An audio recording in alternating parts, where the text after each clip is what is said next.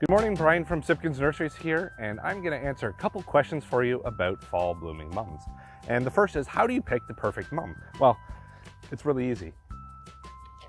I got it. This week, it's September, middle of September right now, and if you pick a mum at this stage here, you'll almost always get 5 to 6 weeks out of it in terms of having very beautiful color, and that will get you past your Thanksgiving Day parties and give you a really beautiful splash of color to get you through. Sometimes at this stage, they'll even last right till the end of October when you're thinking about, maybe Christmas.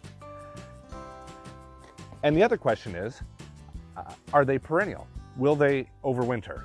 Well, if you leave them in a pot outside, no, they won't overwinter. If you plant them in the garden right away when you get them home and you fertilize it and you mulch it heavily over the winter, then the plant has the opportunity to develop underground shoots, and the odds of overwintering it, if you really baby it, is really, really high, sometimes over 90%, and that is good for almost every color that you see here. But if you just kind of neglect the plant and say, well, it's November 15th, I should really put it in the ground, see if it'll overwinter, you probably won't have success because the plant doesn't have that time and that opportunity to develop its underground shoots. Because everything you see right now is all on top. All the branching, all the flowers, it doesn't have underground structure yet.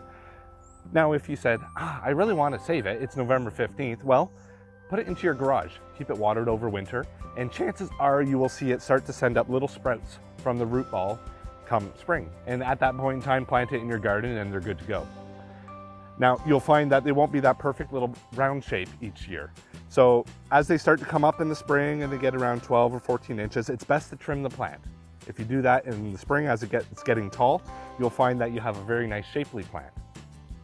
And the other thing with mums is you want ones that are grown outside if possible, because that gives them that really nice perfect shape as well as strong branching. Sometimes you'll find plants that are grown in a greenhouse as opposed to out in the full sun, and they'll have a lot of weak or broken branches to it. And those are your answers to questions about mums.